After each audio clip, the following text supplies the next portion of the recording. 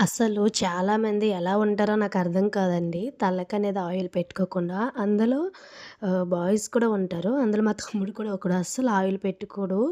చాలా తక్కువ తను ఆయిల్ పెట్టుకోవడం. అసలెలా ఉంటారో కూడా నాకర్థం కాదు.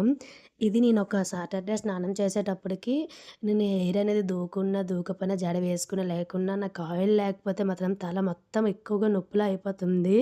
ఇంకా నా డెలివరీ తర్వాత ఇంకా ఎక్కువగా తల అనేది నొప్పయిపోద్ది. అసలు ఆయిల్ అనేది ఏమీ రాసుకోకుంటే. అందుకే నేను మార్నింగ్ లేవగానే సండే లేచిన వెంటనే చేసే పని ఇదేని. కాకుంటే ఈరోజు కొంచెం లేట్ అయింది. షాపింగ్‌కనేది వెళ్తాం అనుకున్నాము. మరి కొంచెం జిడ్డుగా ఉంటే బాగోదు కదా! ఎలాగో రాయలేదు కదా! ఉందింలే అనుకున్నాము. మా పిల్లల కోసం అయితే మా అమ్మ వాళ్ళు బట్టలు తీస్తే వెళ్దాం వాళ్ళకి తీసుకొని అయితే అన్నారు. కానీ కొందరు మా రిలేటివ్‌లో చనిపోగాన అక్కడికైతే వెళ్ళిపోయారు. అసలు ఆ రోజైతే అవ్వలేదు. ఇంకొకటండి నేను ఇలా తలకనేది ఆయిల్ పెట్టేసి సెక పెట్టిన తర్వాత ఇంకా మళ్ళీ ఒక వారం మొత్తం అదే సెకతో ఉంటాను. మళ్ళీ అది కొంచెం లూజ్ అయిపోతే మళ్ళీ టైట్ అలా చేసుకుంటూ ఉంటాను.